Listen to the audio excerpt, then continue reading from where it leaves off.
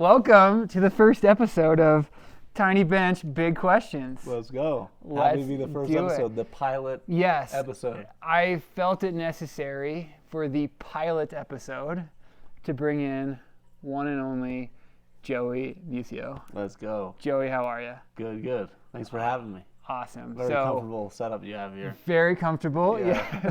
Yes. Only the best accommodations for my guests. This is sick, yeah.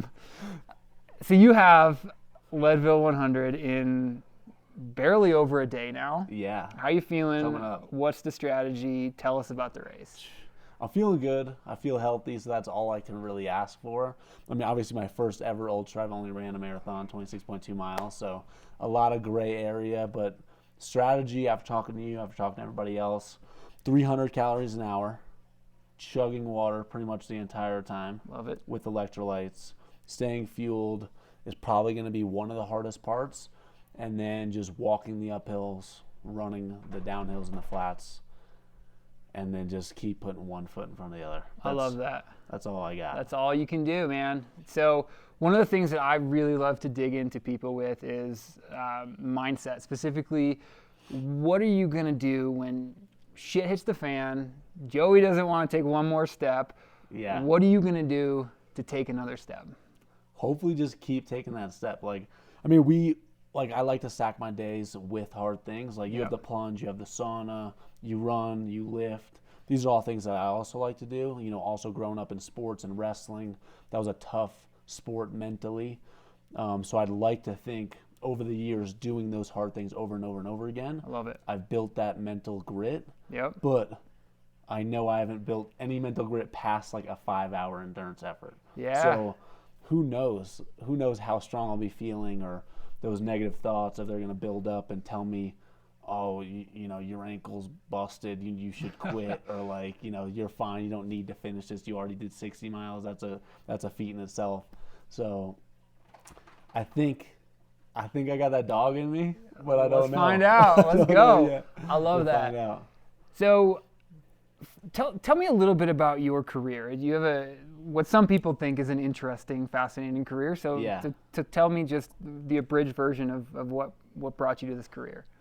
Best friend's dad was an airline captain, and I just saw his lifestyle. He had a lot of time off, made good money, good work-life balance. And after I graduated from college, I still didn't know what I wanted to do. So I was like, I'm going to go to flight school. After I started doing flight lessons, I really did it's called a discovery flight, which is like your first flight lesson basically. Fell in love with it.